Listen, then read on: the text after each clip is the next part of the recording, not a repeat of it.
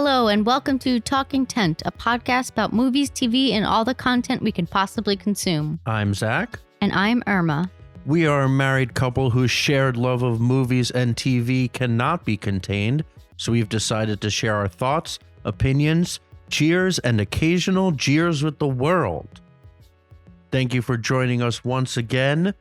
Hope you enjoyed last week's mega two-part podcast. And if you missed it, we did the June Excitometer last week as well. So some big ones: Succession, Fast X. I think last week's podcast was solid for us. This week we are still catching up on television. We're going to quickly go through a bunch of shows that we finished this week before the summer really slows down with TV a little bit. So we got Dave. We watched the first episode of The Idol. We finished Ted Lasso. We finished House Plumbers. And we finished Somebody Somewhere. Then the big one. We've been looking forward to it. And let me tell you, it did not disappoint. Spider-Man Across the Spider-Verse. And then I'm going to finish with just a brief talk about the Boogeyman, the new Stephen King adaptation. Irma, where do you want to start? Why don't we start with Dave, since that's your favorite show? We love Dave. What happened? I don't even remember. I just love Dave. I keep comparing it to Atlanta. And maybe that's wrong, but it feels fine. Well, I think so. All the episodes are a bit surreal. So Exactly. I do think that is an apt comparison because of that. They're playing with Especially the TV. this season. Yeah. Like it's not just like a linear story. I mean, it is, but it like each episode has its own thing it's trying to convey, you know? So I think like with the Atlanta comparison, that makes sense. Yeah, I think Atlanta's is a bit more abstract, especially after season 1. But like there's no denying that it started as like loosely based on Childish Gambino's life. Mm-hmm. I mean, he didn't play himself. He made the other guy the rapper and him just like the assistant and manager. But like, there's no way that some of the experiences he has as an actor and a rapper didn't play into that. So in that case, in that way, it's also very similar that Little Dicky, Dave, is, you know, showing his life as it was as kind of coming up in the rap world, and now we're maybe surpassing where he got, but not really, because he had the song about the environment that also had a bunch of celebrities on it. Yeah, but I also don't think like yes, he started out as a rapper, but I think he's more famous for this. Like I don't think he ever reached the levels, that he's like showing in the show. But I don't know. Pretty close. Okay, like the college tours and stuff. Yeah, it's just now he's put all of his energy into this now. And anyway, it's great. But yeah, Irma described it. It's like genre bending. Often they played a lot with horror tropes, especially in the finale, and then in the Storm episode that we talked about previously.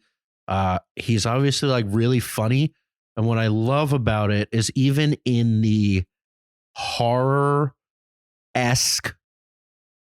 sequences, he like can't not be himself. Yeah. He can't not be neurotic and like overthinking everything and he's too scared. And I love that it doesn't change that much. It's not like it just turns into a horror. Yeah, I'm sorry. I'm just starting to laugh because I'm thinking about like the pocket knife. Yeah, that's like, exactly sequence. what I'm thinking. Like he just couldn't do it. We didn't want to get like into spoilers because this has some big ones that I think are, everyone should just watch. I thought it was amazing. It's really the best. It's one of my favorite shows. Now that Succession is done, I think Dave has done also, but I would say so far this year, Succession and Dave are 1 and 2. Yeah. And then The Bear is coming back, which we discussed on the June Excitometer, which is, I think, going to take the reins as best show. And like, for some reason, I don't think Dave will ever get to that point in the zeitgeist, but I just think he's brilliant. Honestly, I think after this past episode, it could. Maybe because the whole season. Yeah. And well, it's just weird that I guess it's like also a rap thing that like he's getting the cosign, right? Mm-hmm. Yeah.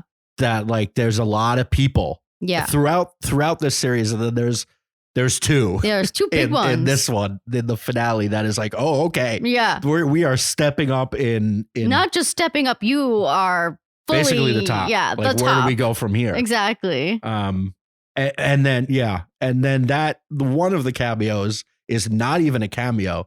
It is a full, like, he was there on set all week, right? Yeah. Like, that is crazy. I know. It is insane. I want to talk about it so bad.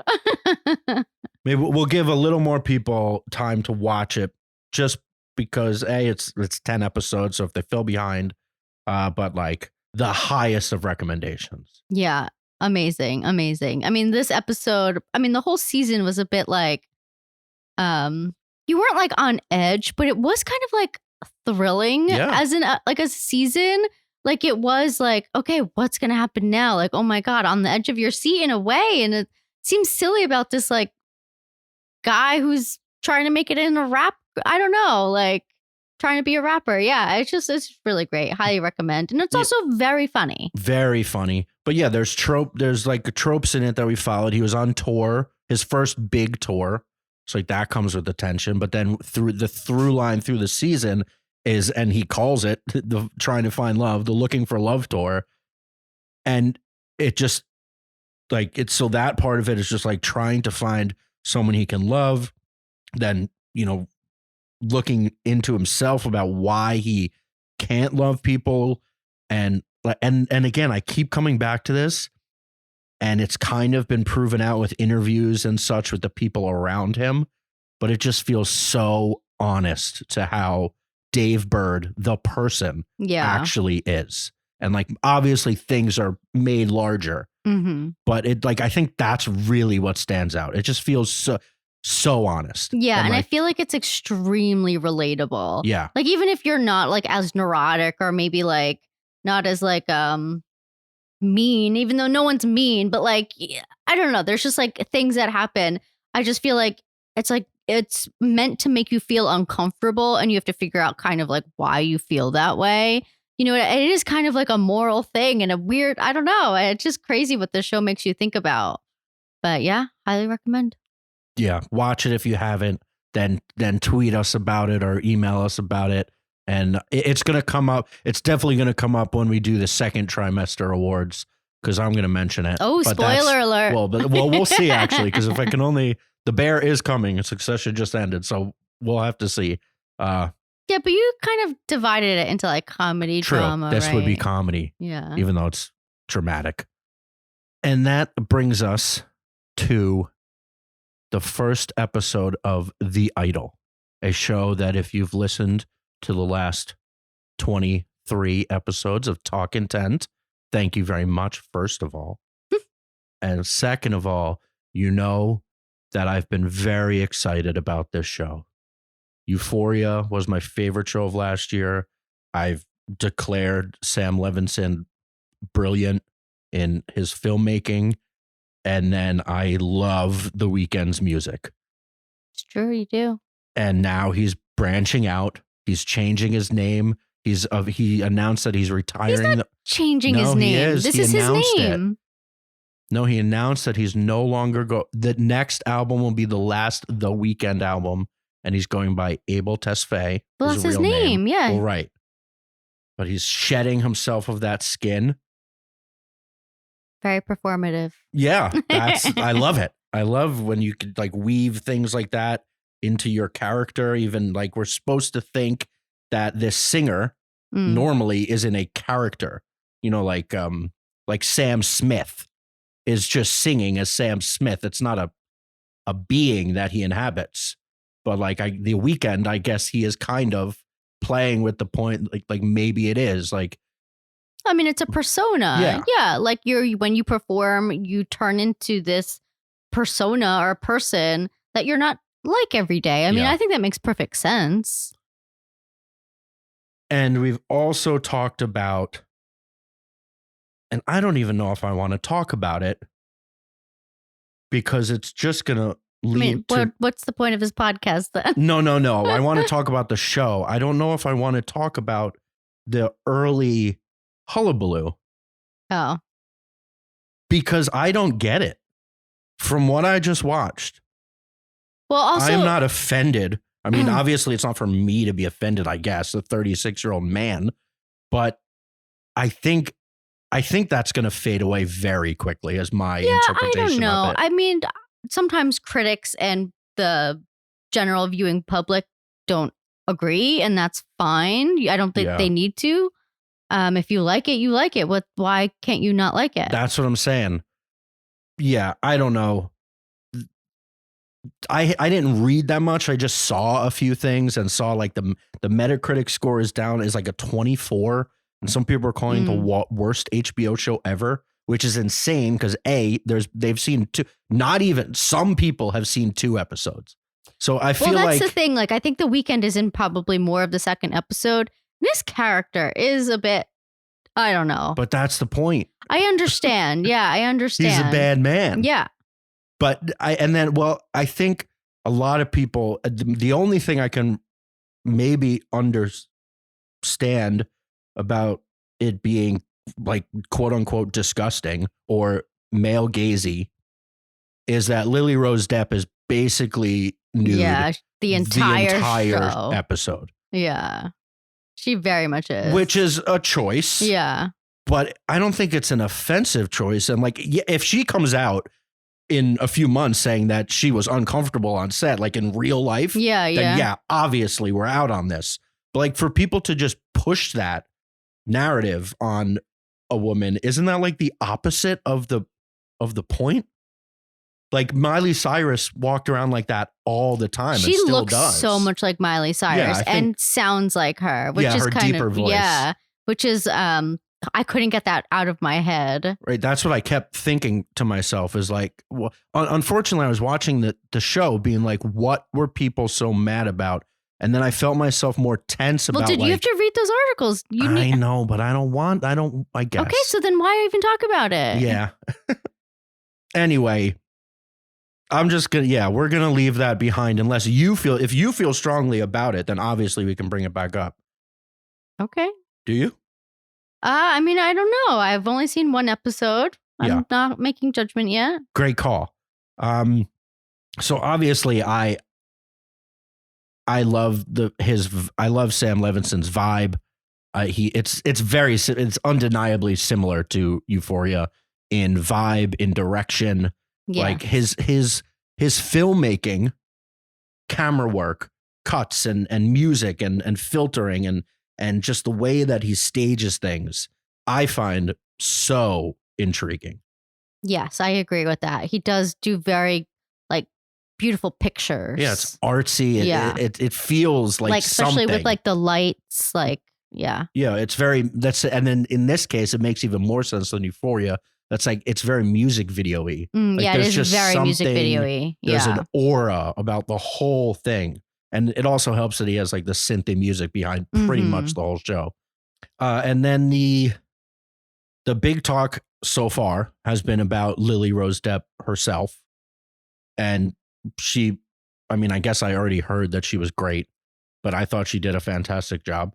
Yeah, I think she did so great. And I think that first, minute that they opened was unbelievable. I think a brilliant way to open a show like that. And it really kind of just like proves her chops, like that she was able to just like do all of that within the minute. It was really great.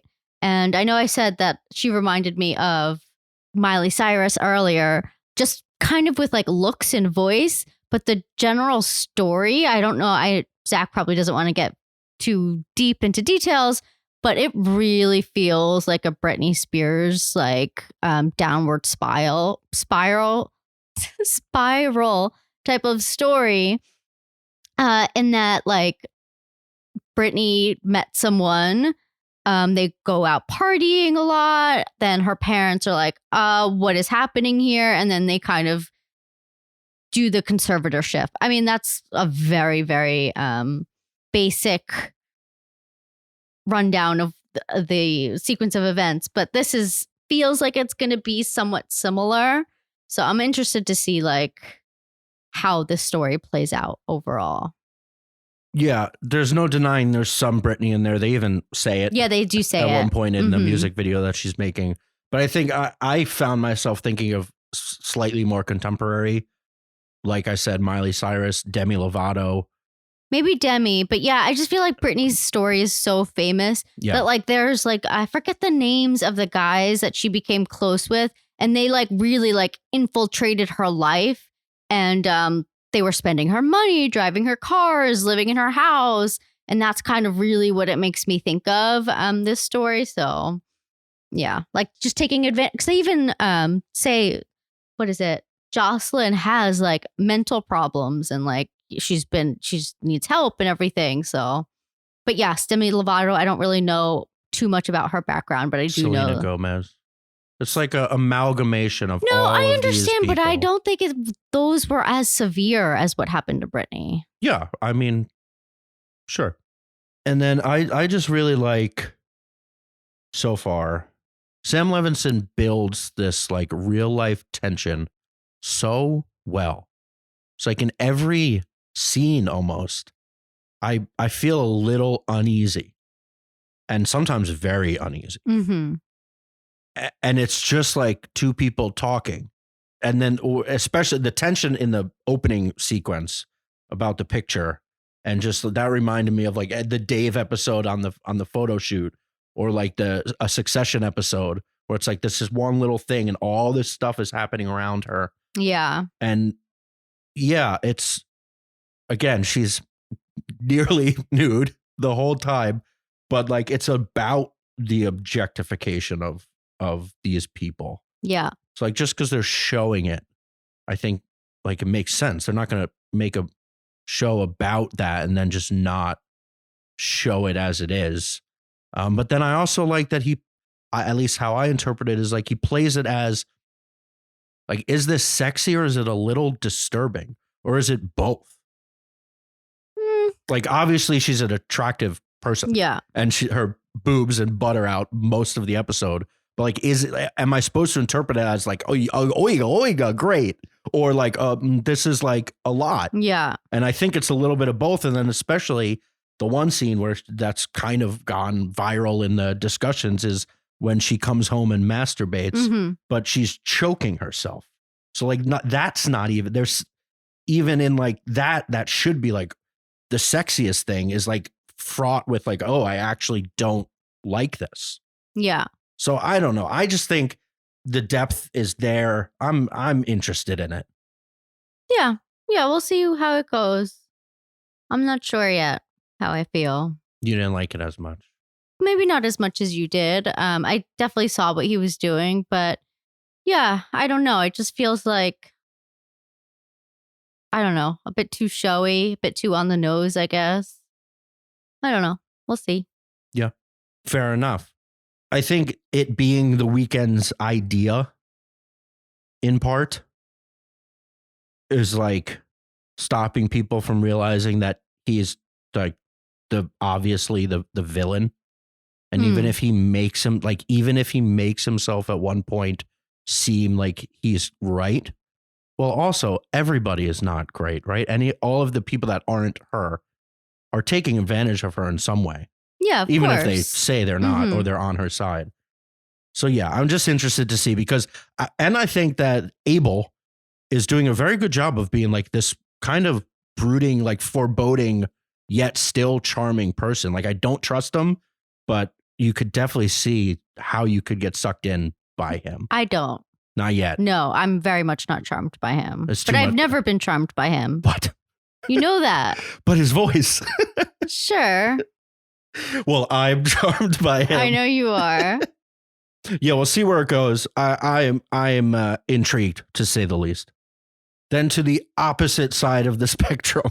Yeah, very from brooding, side. foreboding, and nudity, and deeper meeting. Yeah, to just on the nose. Sure, on the nose, but just like a super sentimental, lovely piece of life. Yeah, and how true. Ted Lasso came to a close. And it was so cheesy at points. Basically the exact way we thought it was. Yes, it was cheesy at points, but isn't it supposed to be? Yes. Yeah, and honestly, that's kind of, in a weird way, what I love about the show. Like, I know what I'm getting. I don't have to think deeply about it and like reflect on my morals. You know what I mean? Yeah, exactly. Like, and sometimes like after a show like The Idol, like Succession, a lot of times it was nice to throw on this show and just like be pleasantly just like entranced. I don't know, just go along with it, I guess. And yeah, I loved all the characters. I would say the person I'm gonna miss the most is Emma Waddingham, right? That's her name.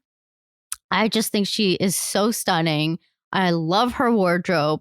She always like, I don't know, I just could never take my eyes off of her, and I just can't wait to see what she does after this.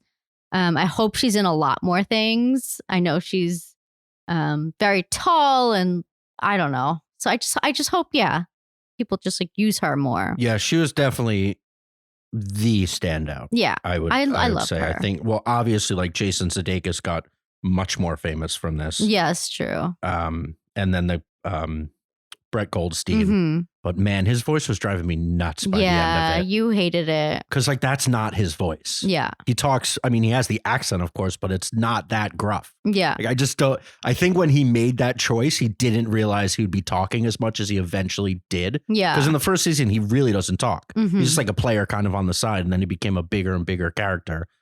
And man, the voice was just like annoying. Yeah. Well, especially when he had to like say a lot. Yeah, and be said, like he became sentimental. Yeah. He got to that point, and then it was like, man, just do your voice. I guess they couldn't change it because it would be so strange. But yeah, that drove me a little nuts. But I thought Jamie really came through this season. Yeah. It's just a bit of pooper. Like I just love I love his accent. His accent is so good. I don't know what it is. I'm no well, English he's from dialect. Manchester, so it must be. Do you think the actor is actually from Manchester, Well, or do you no, think but, he's like, doing a Mancunian accent? Yeah, I mean, you would think that like Yeah. if they make him from Manchester and have that be such a big part of his storyline, that's the accent he would have. No? Yeah. That it does make sense if they were getting that detailed. Then where's Roy Kent from? That's his accent. Well, I don't know. That's just his voice. That's not his accent. He's done some Googling. He is from closer to the Birmingham area, and apparently his real voice does not sound like that. So he's doing a Mancunian accent, and it's great. It's so good. I every time, like, he would say things and it would just be funny, and maybe that's dumb of me, but just, I mean, he's not. You say poop, it's funny. But anyway, after 3 seasons, I don't honestly know where it could have gone. I think like it wrapped up in a logical way. Yeah. Like Ted went home to his family. Roy took over the club as the coach. Manager, whatever. Rebecca sold 49% of the team to the fans. And super sentimental. I know. But so cheesy. The Packers is owned by the fans. Is that true? Yeah, the Green Bay Packers. 49% or all of it? All of it. What? There's like a board. How does that work? I don't know. There's shares. Like there is no, like the So do the fans get money? No. I don't know how it works. I think shareholders get something. And then I guess if the team were to sell, which it never would, I don't know, but it is. So that's crazy. I don't know the specifics, but yeah, I mean, it seems kind of silly to show that for a Premier League team, but like, all right, there is an example. One example. Yeah. I'm sure there are others. Yeah, maybe like in Europe smaller or whatever. smaller things. But that's like a massive brand that's owned by the fans. And then Keely is just running her own company, being a woman boss. Yeah, lady boss. They wrapped up everything. And Coach Beard. Oh, right. Gets married. Gets married. Abisanya, Sam, it makes the Nigerian team somehow that Sam Richardson character relents. Yeah, it's just like all really nice. Yes. And we felt they did a song that Irma hated. Oh, I hated that. So long. I was okay farewell. with It's funny. It's silly. It's silly for a bunch of... I actually kind of feel like they cut out a scene or something where it didn't show like, because at the end of, what is it, the 5th episode or however many, 7 episodes, the end of the 7 episodes. There was 12 episodes. Okay, fine. Then at the end of the 11th episode, I guess he tells Rebecca, even though we don't see him telling Rebecca. Yeah. And then at the 12th episode, the team just knows. Like, I feel like we should have seen him telling the team. Yeah, that could have been a nice in the locker room. But then we got the speech at halftime for the last game. And I guess that was the big speech of the day. Sign. Yeah. Oh, yeah. Yeah, Irma was getting a little bit cynical, which is fine. I know. A little bit. Like, it was a lot. But that's what you watch Ted Lasso for. It's true. It's just nice. Speaking of cynical... No, to White House Plumbers. No, to one comedian with a giant mustache to another comedian with a giant mustache. No? Justin Theroux. White House Plumbers, we finished. Ooga, ooga. You said you didn't even find him attractive in this. Yeah, I know. But I was just doing it because you were doing it to Lily Rose. Oh, yeah, cha-cha. Such a creep when you do it. White House Plumbers, we had talked about, I think, after we watched the first 2. I don't remember. Then we didn't talk about it, but we finished it 5 episodes. I thought it tailed off a bit. The last episode Certainly was okay. The last episode. I'm trying to remember if even like 3 and 4 were like, all right. I think 3 was still interesting. 4 was when they like did the whole thing. Well, it was when Lena Headey died. So that was kind of a big... Well, that was just like the last episode. Yeah. But yeah, the whole episode. So that was like the money laundering. Yeah, I just got a little convoluted, to be honest. Like, I think I just started I just started getting confused about like what was happening and who was doing what. And I don't know. It just, and what they're actually in trouble for. Like, I get it, but I also don't get it. Like, that's what Watergate is? It just feels so dumb. Yeah, it is dumb. Yeah, it's just... That's the point. It's crazy. And then, like, it was he such won a big anyway. deal. It was completely unnecessary. But he had to resign. I thought he got impeached. But, well, also, I think what they kind of yada-yada'd through is that Watergate and the bugging of the DNC really only opened the floodgate for worse things he was doing. Like, if they didn't get caught in Watergate, then the Domhnall Gleeson guy and him trying to get out of trouble then ratted on the president, Nixon that he was taping everything in his office. So are you not allowed to do it? Are you not allowed to do that? I don't think so. Okay. And like they kind of yada. I thought that's what Watergate was. Is that the president was like recording everything? Yeah. Yeah, I know. Technically not, but like it all kind of just blends together in the nonsense that he was up to. And then the telling of this Watergate story is like these idiots are really what got him resigned. I think he got impeached, or maybe he just resigned before he got impeached. And he didn't face any charges, I think. Right. And then, it said it had a little stinger at the end that like 49 people went to jail and nothing ever happened to Nixon other than he lost the presidency. Yeah. But yeah, it was interesting. It tailed off a little bit. I think it could have been maybe a little shorter, but then again, they didn't even do that great of a job telling the story. I think if we were more well versed in the story. Yeah. Kind of embarrassingly that we're not like super. I mean, it was aware. Before our time. Yeah. It does make me want to look into it more. But the takeaway is Justin Theroux. It was so good. Until the end, from beginning to end, is an absolute madman. I know. And he's so crazy. I can't imagine the guy was actually like that. But maybe in a weird way he was when he's in the jail and he does the Nazi salute. Oh my God. They're all cheering for him, and it starts with him getting the kosher meal for the Jewish prisoner who killed his brother. So like he's doing all these things for the inmates, like being their advocates that nobody else had been. So they start cheering for him, and then he goes into this German, German war song, I guess, and then does the Nazi salute. He's crazy. But overall, like good, but not great. Maybe a 2 and 15-minute movie. Yeah, exactly. Like a movie. Been just like a little more condensed. But I don't know. It worked. Yeah. And then our final show that we finished another season finale. That's another 4 season finales. We did 5 last week. It's another 4. Is Somebody Somewhere, which again we had talked about halfway through the season. Bridget Everett's Duplass-esque, based on her real life kind of emotional trauma, loneliness, depression, but also really funny tale. Yeah. Just mostly showing like relationship with her sister, relationship with her best friend, relationship with maybe a new man. I don't know. It's just like, that's really what the show is. And it's just nice and comforting, even when it's sometimes sad at points. Yeah, lots of crying. Yeah, definitely lots of crying. But I love this show. Like I do. Yeah, sentimental. Yeah. In a different way. Whereas like I did say sentimental for Ted Lasso.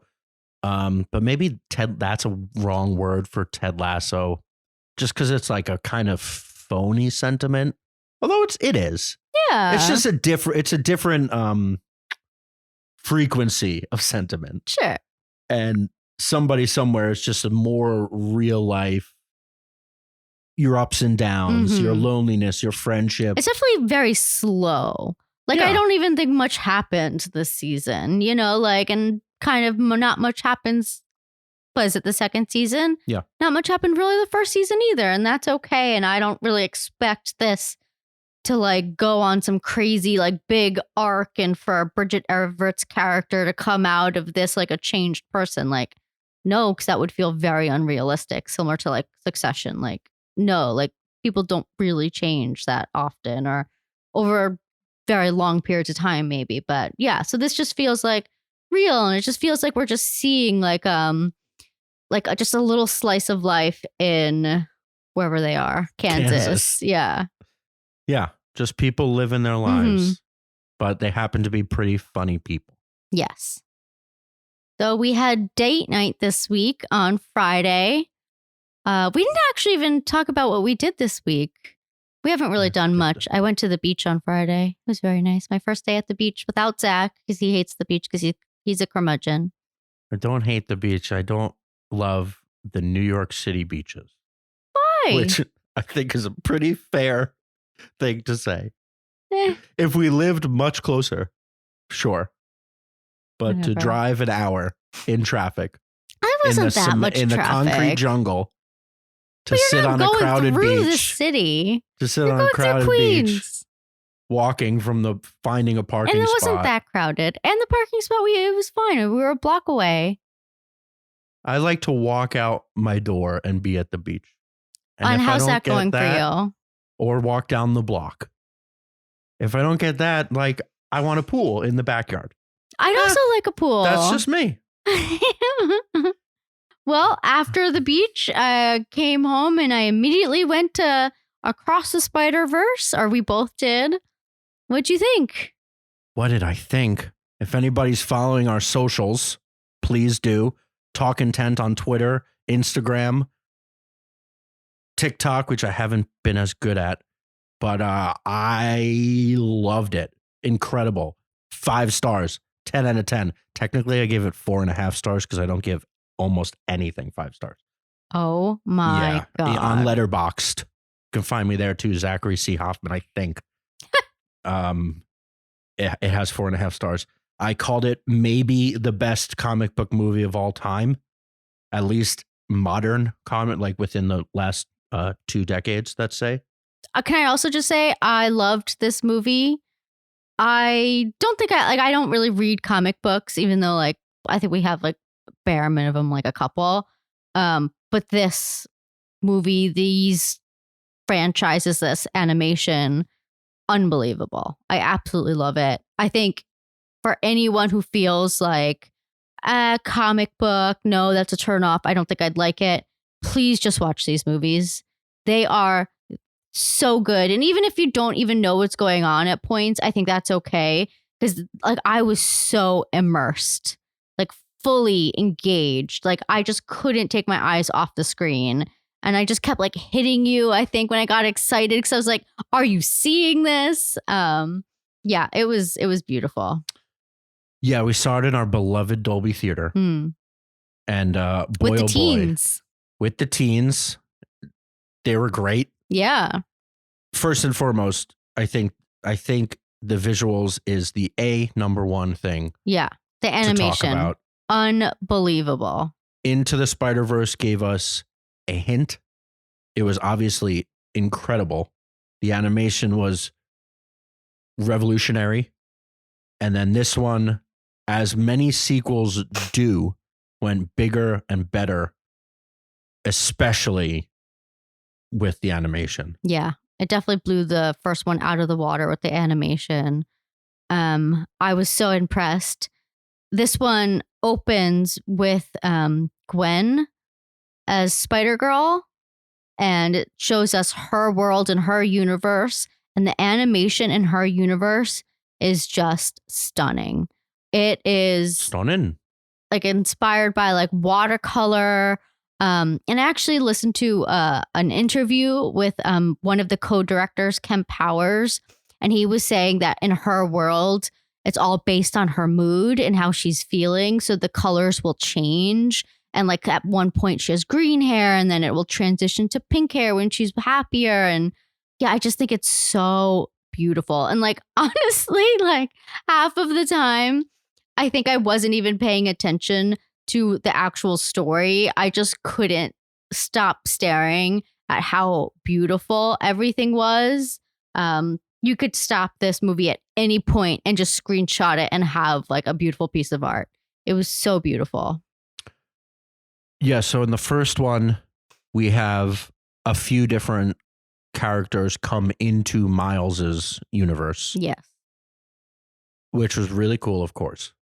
And then this one, we get to explore some of the other universes, and what I was hoping they would do and what they did do is that they changed the animation style as they did with the characters that came in to fit their entire world. Yeah. So like Gwen Stacy's world was just like completely different and like jaw-droppingly beautiful. There's one scene where they're going back and forth between her and her father talking, and then they cut to this wide shot of both of them looking at each other. And like Irma described, like very watercolory in the background, and they split the colors into these two spectrums. And I just went, holy shit. Yeah. Like it was just beautiful, like an absolute art piece. And then that is just the rest of the movie. I think her world is the standout, and it happens to open with it. But then the rest of it really, at least with these kind of movies, it really made me question, should all action movies be animated? I know. Because the stuff they're able to do is just so much more. Maybe you can't even say better. In this case, better. But like, I mean, they basically are animated. Sure, it just doesn't.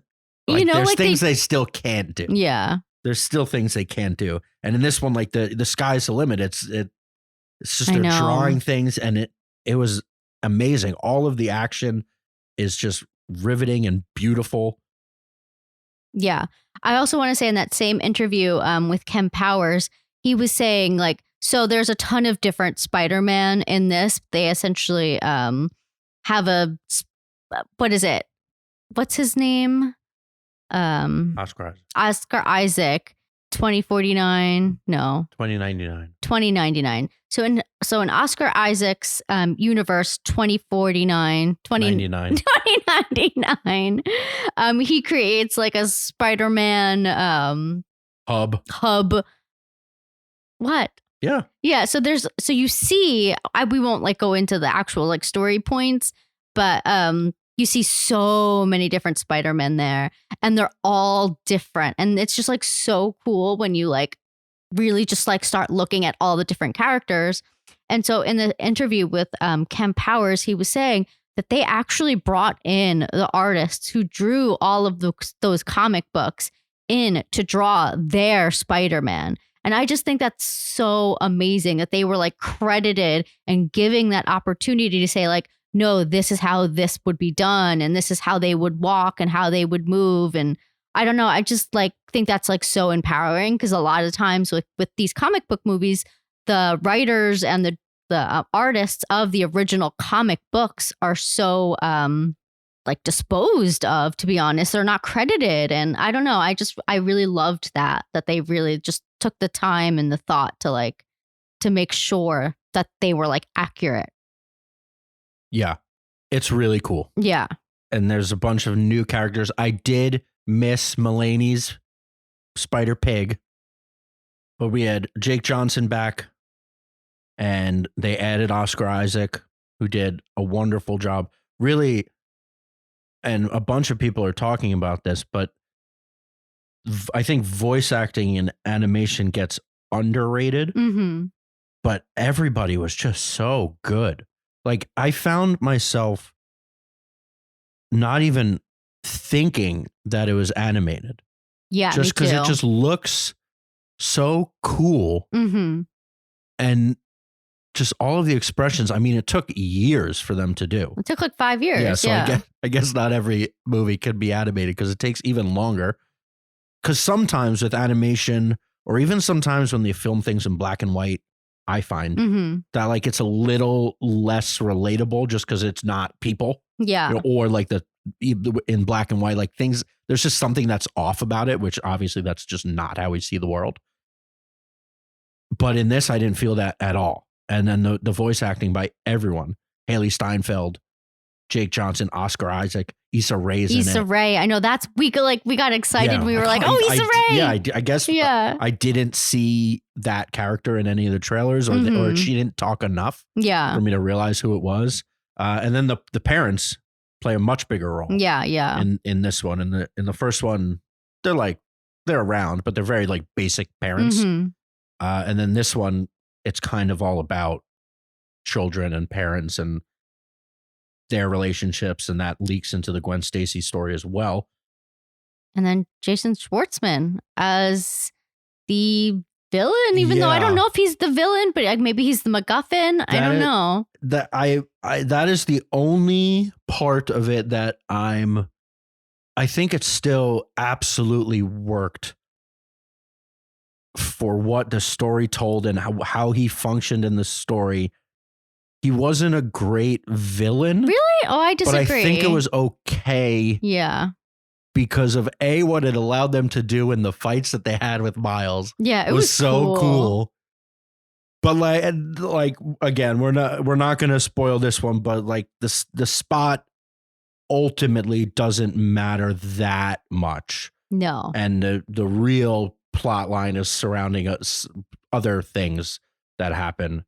But it's like what I said about High Evolutionary in Guardians of the Galaxy. I mean, like, I just wasn't convinced by him because I wasn't scared of him or I wasn't impressed by him. It's kind of the same thing, but in this movie, it doesn't matter. Like, it's the relationship with the villain, quote unquote, is not as important in this. And then it kind of shifts the perspective anyway. Well, he does disappear for a good chunk of the movie. But I kind of disagree because they show him when he's kind of still struggling to like figure out what type of villain he even is. True. I guess it's almost an origin story of the villain. And then he kind of like discovers like what he can do or like, you know what I mean? Like what his superpower is, you know, which I find kind of cool and interesting. And and why he hates Miles so much. So I find it interesting. Another thing that this movie does really well is I think everybody can relate to it and appreciate it, but it also does a fantastic job at fan service without it feeling forced. And that is obviously made much easier with the whole multiverse aspect of it, which is what the MCU has also done and Everything Everywhere also did. It's like it's much easier to do references when you can just be like, hey, look, a different universe. So there's a lot of cheering for certain things that show up, certain cameos and little Easter eggs that honestly we probably missed most of it. Yeah, I think we missed a lot. Like, I mean, maybe you missed, or maybe you got more than I did, but yeah, I picked up. I mean, obviously a few things are very obvious, and then there's little tidbits, and they do little explainers, like how in a comic book would come up, and like, you know, the comic book squares. Well, they would do like some split screens too, which I liked. It was like the most comic book movie, but without feeling forced. Yeah. Like it just felt so genuine to it, but it's also because it looks like one. Mm-hmm. So it's just really, it's really fantastic. Yeah. Lots of hoopla and hollering for certain things. And yeah, we're not even like the biggest, not even close. Like we've listened to a few people talk about this movie that are much bigger, like comic heads. Yeah. And they just picked up on, they knew names of the artists, mm-hmm. and they knew like every reference. It's like, we obviously don't know that, but we could appreciate the things that they gave us that we were aware of. Yeah. And it was so much. There's just like so much eye candy. I know. I really want to watch this again, to be honest. You rewatched the first one. I feel like I should have, and I want to rewatch the first one and now this one. And then at the end of this, we find out that this is just a part 1 of 2, which I didn't know, but you did. Yeah, well, because when they first announced these movies, it was called Spider-Man Across the Spider-Verse Part 1. Yeah. And then at some point, they dropped that. And now the next one is just called Beyond the Spider-Verse, Spider-Man. This is all so confusing, to be honest. And so, yeah, I was expecting it to end like Fast X did. Yeah. Or like Dune did. Mm-hmm. And you heard us talk about Fast X last week. And if you haven't, go back and listen to it, or go see it, then go listen to it. And like the way that they give us, okay, we're moving into part 2, is just so unsatisfying. And this one, when it ended, and Irma got a little mad. Well, to be honest, I was so like engrossed with it. Like I expected this to be another hour. Like I know it was already like a 2 hour and 20-minute movie, but I would have sat there for another 2 hours. Like I just like wasn't realizing what time it was. And I was just like, wait, what? It's over? Yeah. So then at the end of it, I just said, that's how you do a part 1. Yeah. Because like, yeah, everything we've talked about is how fantastic the movie was. And we were riveted, and it looked great. And the storyline was great without us getting much into it. The character development was fantastic. And then it doesn't leave us unsatisfied, I think. It leaves us being like, holy shit. Yeah. I cannot wait for 2033 when they finally put out No, Beyond. It's going to be March 2024, which I don't really believe. We'll see. Well, apparently they've been doing it at the same time simultaneously. So we'll see. Yeah, so I thought it was a really interesting comparison to how Fast X ended, and kind of left us like, oh, okay. Yeah. Like pretty unsatisfied. And like, well, that's 10 movies in. This is 2 movies in. True. But yeah, I think it's definitely a conversation piece to be like, what is the best superhero movie of all time, comic book movie? Because I asked a few of my friends, and they had mentioned Akira, which is like more manga, but like does that technically would count? But if we start categorizing, it's definitely up there. I think other people love Spider-Man 2. Yes. Tobey Maguire Spider-Man 2 was kind of always like the standard bearer of comic book movies, even though I think Chris Nolan has a little something to say about that. But it's like definitely up there. I can't really think of much else. The Infinity War Endgame saga, the 2 movies, I think are up there. But like this, and then how it also is kind of like Infinity War Endgame is going to be like a kind of continuation. I'm saying I'm up there. It's top. It's the top tier. Yeah. It was so fun. It was so great. And finally, let's take a trip back to Hoffman's Horror Hangout, which we have spent not as much time in as I would like, but that's okay.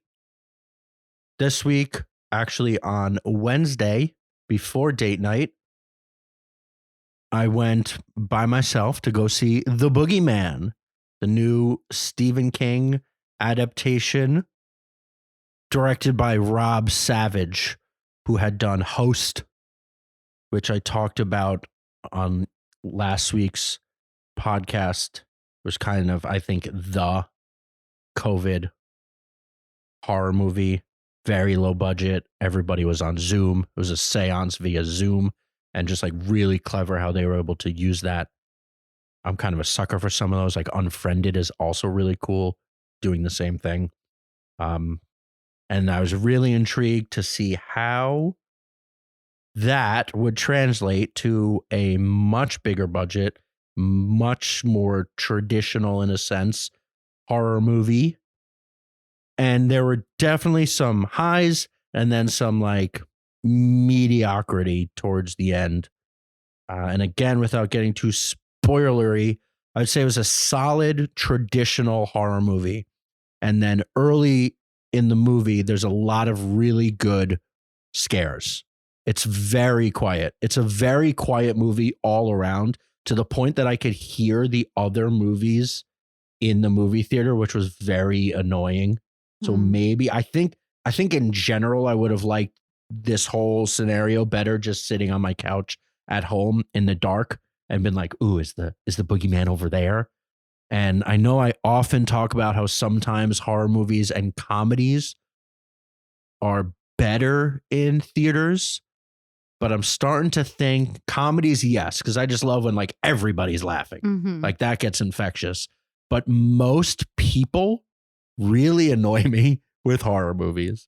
Just the way that they react to things. Yeah, you don't like it when people laughing. Yeah. Like the laughing when you're uncomfortable. There was this one guy like down the row that just made like this weird sound every time something was either about to happen or did happen. It was just like it was like he was acknowledging it. It was like, okay, I don't know. So like there were distractions, and then it's really quiet. And some of the things are really good in the beginning. Lots of spooks. And then he does kind of like what I talked about, what Ari Aster did. Stephen King and Ari Aster, they often use like real tragedy or real trauma to then weave in. And in Stephen King's way, often is more supernatural. Whereas like Ari Aster is more either psychological but like the real like trauma of the death of her mother, the main character, Sophie Thatcher, who does a really good job. I was excited for her coming from Yellow Jackets. She does a really good job. Even the little girl does a really good job. That also made me think of... Was she British? I don't know. It made me think of when we were watching Ted Lasso. Ted Lasso's son is so bad. And I feel bad about it because he's a child. Yeah. But like he's so bad. And then like this girl who is, how old could she be? Let's say 10. I can't find her birthday. But like she's so good. She's 11. So well, when they filmed it, she was 10. And then Chris Messina is the dad. And so he's always good. And what was cool about it was really only about those three. Really intimate. And there's a few other things that happen. But then ultimately it falls into what lots of Stephen King things do. If you're familiar with Stephen King at all, if you watched The Outsider, the HBO show a few years ago, the ending or like the build up to how it ends and what's like discovered, very familiar. And it gets like, it kind of loses, it stops being scary, which is fine. Often by the end of horror movies, when we're like discovering the whys and hows and how to defeat them, let's say, like even in The Ring, that happens. You know, it happens in lots of movies. Like we discover what's happening and they have to defeat the demon or the being or whatever. A lot of times with King, it's manifested as like a monster. And in this case, it is. And which they show early, so that's not a spoiler. Like we understand it as a monster, but then they just like show it and then they have to defeat it. And it just becomes like a little predictable. So I was a little disappointed by the end. The first 2/3 were from good to very good. Some moments were very good.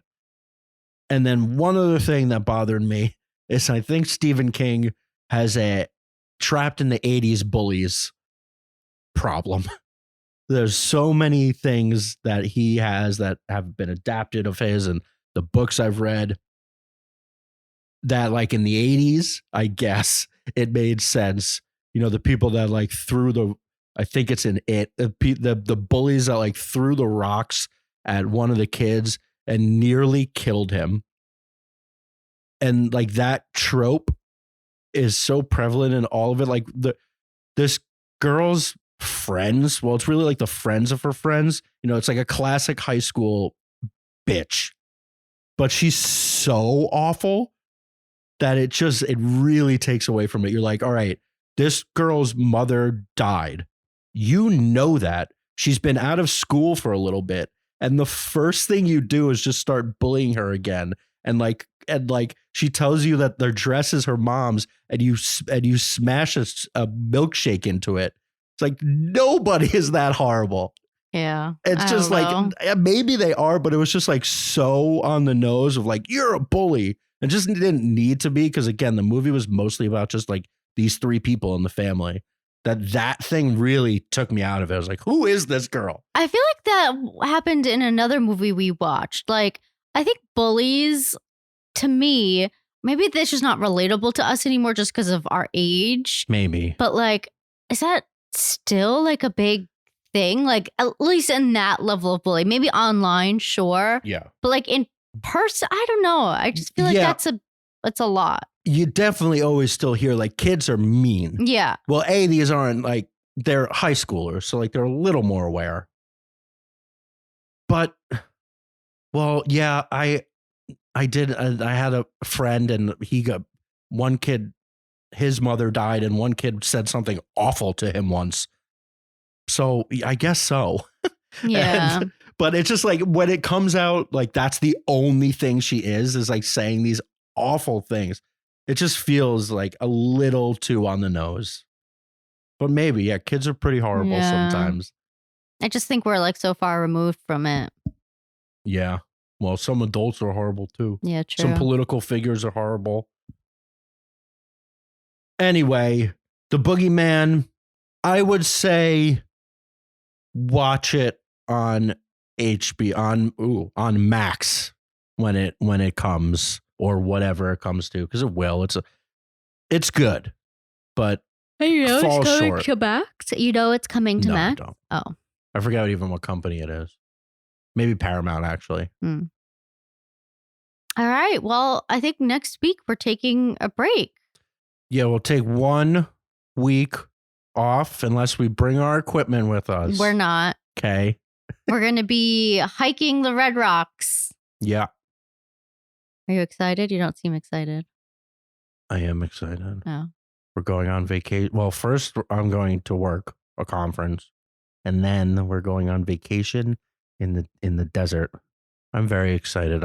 I'm sick of cities, and every vacation we go on is just another city. That's not true. So true. We went to Tulum. That was lovely. Yeah. But that was a while ago now. And yeah, I'm excited for a total change in scenery. Yeah. Walk going outside with 2 of our in the friends. suburbs, go on hikes in the mountains. Yeah, ATV ride or Jeep ride, whatever it is. All right. Well, we'll be back in 2 weeks. Thank you, Craig, for the production assistance. And thank you to John Welsh for our intro and outro music. Subscribe so you know every time an episode comes out. Also, you know, a great driver of audience is word of mouth. And I know every conversation you guys are having with friends or family is going to be at one point, because it always is, oh, did you see this show? What'd you think about this show? Oh, did you see this movie? Can you believe it? So maybe throw in a, hey, I got this great podcast you can listen to and listen to these delightful people give their opinions. That would be wonderful. Tell your friends. Tell someone you hate. I don't care. Tell a colleague. Wow. Tell that bully. Yeah, tell the bullies. Then I'll give it to them straight. Follow us on all the socials at Talkin Tent and email us at talkintent@gmail.com. From our living room to yours, what do you want to watch?